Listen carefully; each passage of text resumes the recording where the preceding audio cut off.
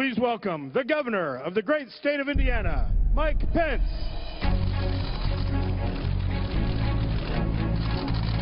We love Indiana. We love our country. My family and I couldn't be more honored to have the opportunity to run with and serve with the next president of the United States. Donald Trump is going to provide the kind of leadership that America needs. We're ready to put a fighter, a builder, and a patriot in the Oval Office of the United States of America. We're ready for Donald Trump. To strengthen our nation at home and abroad and give Americans the confidence that we'll be appointing people to the Supreme Court that will stand by our Constitution. Donald Trump knows that the boundless potential of the American people awaits, and we can make America great again. And welcome to Hannity. And Donald Trump has made his decision, and today he tweeted, quote, "I am pleased to announce that I have chosen Governor Mike Pence as my vice presidential running mate. News conference tomorrow, 11 a.m. Tonight, in light of all this breaking news, we have the honor of interviewing the man that Donald Trump has selected to be his running mate. Lots to get to, and we get things started. Joining us now is the governor of the great state of Indiana, and now the presumptive vice presidential nominee. Is that the proper language? Has it hit you yet? Not quite, Sean. It's been very humbling, very overwhelming. You know, my grandfather came to this country in 1923, came through Ellis Island, drove a bus for 40 years in Chicago, Illinois, and when I called my mother and told her that we had accepted Donald Trump's selection as vice president, there were tears on both ends of the call. This is a tremendous honor for our family. But it's such an important time in the life of our nation, and this man is the right leader for America. That why do you say that without hesitation? You've been watching the campaign. There are some people that I've been disappointed in. One is Paul Ryan, the Speaker of the House, although I've heard behind the scenes that things have gotten a lot better. Some of Donald Trump's opponents, they have not come out and endorsed him. Make the case. Why is he the right man for the right time in your view? Well, first off, he's the people's choice. And I believe in the collective wisdom of the American people. We had a competitive primary with an enormous number of talented men and women. And Donald Trump again and again emerged because I think very much, like the 40th president that you and I so admire, Ronald Reagan, Donald Trump understands the anxiety and the aspiration of the American people like no leader since Reagan, and he's given voice to that, and people have rallied around him, and I believe will continue to rally around him. And I expect next week at our convention, you're going to see our party and leaders in our party rally around this good man who will be a great president of the United States. Are you ready for the predictable onslaught? The Clinton campaign has said you're incredibly divisive. As a matter of fact, you are the most extreme pick in a generation. Doesn't surprise you, right? Well, you know, I'm a conservative, but I'm not in a bad mood about it. I mean, you know, throughout my career, I've tried to stand for those principles of less government, less taxes, traditional values, and I've done that without apology. But I've also sought to do that in a way that practices civility toward others.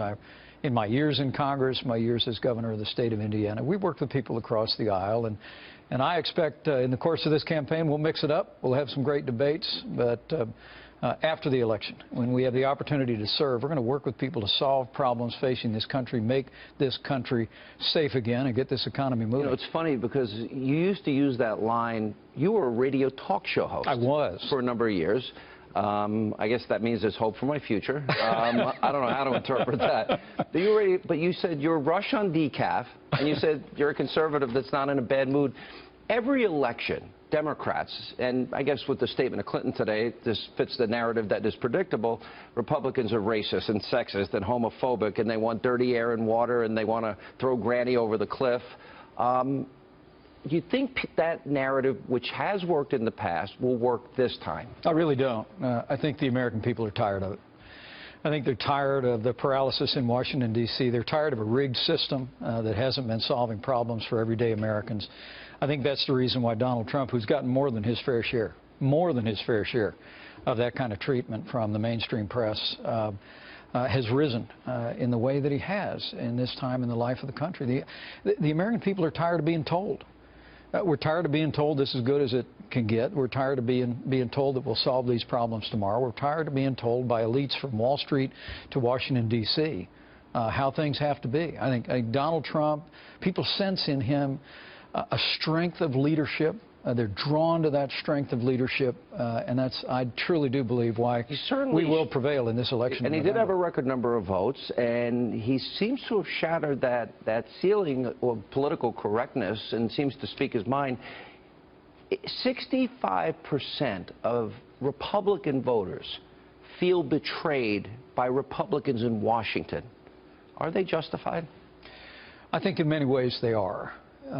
You know, I actually ran for Congress before the Republican Revolution. I was greatly inspired by the leadership in the late 1980s and early 90s of Newt Gingrich, who is still a hero to me to this day. But I was elected to Congress, I feel like many times, like after the Republican Revolution was over. I arrived in Washington, D.C. in 2001, and bills like No Child Left Behind and the Medicare prescription drug bill and ultimately the Wall Street bailout. You voted against those things. I helped lead the fights against them. Well, I got the list here. You voted against TARP. You voted against repealing Don't Ask, Don't Tell. You voted against the Fannie and Freddie bailout. You voted against Dodd-Frank. And on all of these big issues, you know, in many ways I don't see you as establishment. You were the only person in leadership in either the House or Senate to speak at a Tea Party rally early on. And interestingly, you challenged John Boehner for his job. I did. Well, it was after we lost the majority in 2006, which I predicted. I said, look, we've lost our way. We've drifted off course from the ideals of Ronald Reagan and the Reagan Republican agenda into big government republicanism. And, you know, I always used to say, you know, if we keep spending money like the Democrats, voters are eventually going to go with the professionals. And in 2006, they did. They turned us out. So I stepped up. I challenged John Boehner for the leadership role in the Congress. And eventually, I'm proud to say that I was a part of a leadership team that took the Congress back from Nancy Pelosi. And we battled against Obamacare and cap and trade and the stimulus bill before I was elected governor of Indiana. You often quote yourself as saying, I am a Christian, I'm a conservative, and a Republican in that order. That's you right. quote Reagan a lot in your speeches. You talk about the three-legged coalition of Reagan, which is economic conservatives, social conservatives, national security conservatives. Explain that. I mean, if somebody asks me, where do I stand politically? I'm a registered conservative, but I consider myself a Reagan conservative. Yeah, I know. It's one of the reasons why I admire you so much. Oh. So you don't hold it against me that I supported Newt, but okay, I'm glad. You supported Ted Cruz, so that's fair. We'll get to that in a minute. Well, you know, Ronald Reagan's the reason I became a Republican. I mean, Same here. That Irish immigrant that I mentioned, I was named after him. I watched my father build everything that matters. He built a family, a small business, and a good name. And I started out in politics as a Democrat. And John F. Kennedy was one of the heroes of my youth, still is. Dr. Martin Luther King Jr. was a hero of my youth.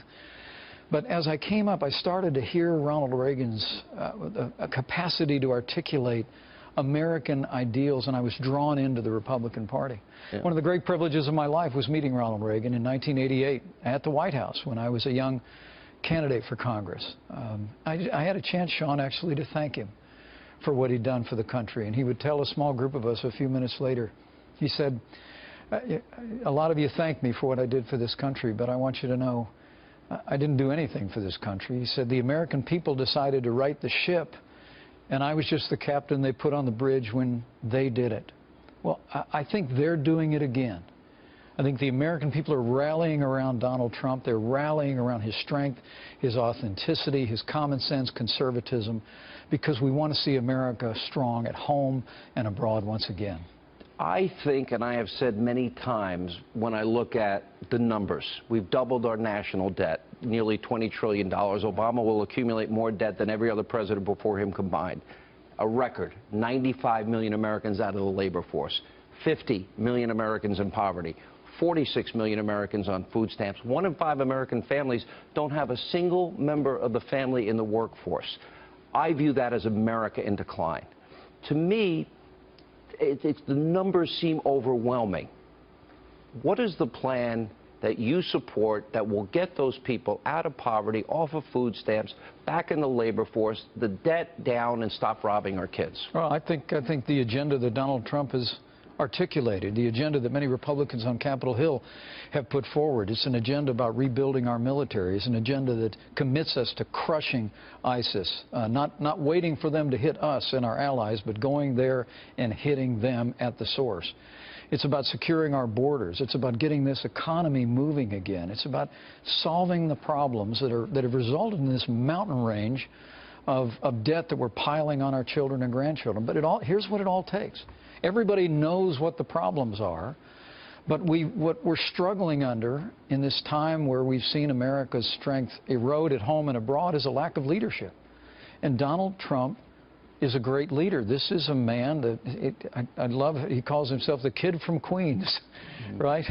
You know, but it is interesting. Yeah, I mean, you're more soft-spoken, a little less controversial. You're from the Midwest. He's from New York.